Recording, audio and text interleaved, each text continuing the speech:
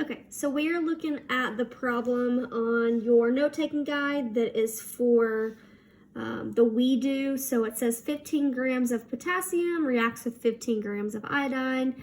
Calculate which reactant is the limiting and how much product is made. So at first you might think, okay, well there's 15 grams of both, so that means I'm gonna get the same, they're the exact same, so they're gonna get used up. But we have to remember, but they weigh different stuff, and they're gonna change how much product you get based off each one, because they weigh different amounts. So if you had like a golf ball and something of an equivalent size, like a balled up piece of paper, and you try to put those together, they weigh different stuff. So let's go ahead and we're gonna start with potassium first. And we're gonna set up our picket fence. Remember, our given always goes in the top left, and we're gonna have 2 picket fences for this. So we're starting with 15 grams of potassium, and we gotta do our molar mass here to convert to moles. So that's the molar mass of potassium per 1 mole. Now we're converted into moles, and we can take and look at our mole to mole ratio, because we want to figure out how much product we're going to get. And so this is our product. So per 2 moles of potassium, we have 2 moles of potassium iodide. So that's going to put me in moles of potassium iodide, and then I can convert that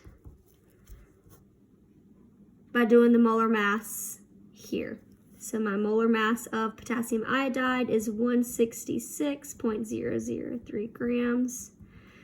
And that will put me in the correct units. So once you do all that math, you multiply across and then divide top from bottom. You would get 63.684 grams. Now that's a lot of product that you can get from just 15 grams of potassium. So let's check out iodine and see what we get for that. Remember, the smaller number is going to be the limiting reactant. So we've got 15 grams of iodine. It's a diatomic molecule, so we got to make sure we have 2 of it. Per 1 mole of iodine, we have 253.809 grams.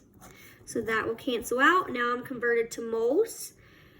To get from moles of iodine to moles of potassium iodide, I have to do my mole to mole ratio. So for every 1 mole of I2, because that's the coefficient, I get 2 moles of potassium iodide.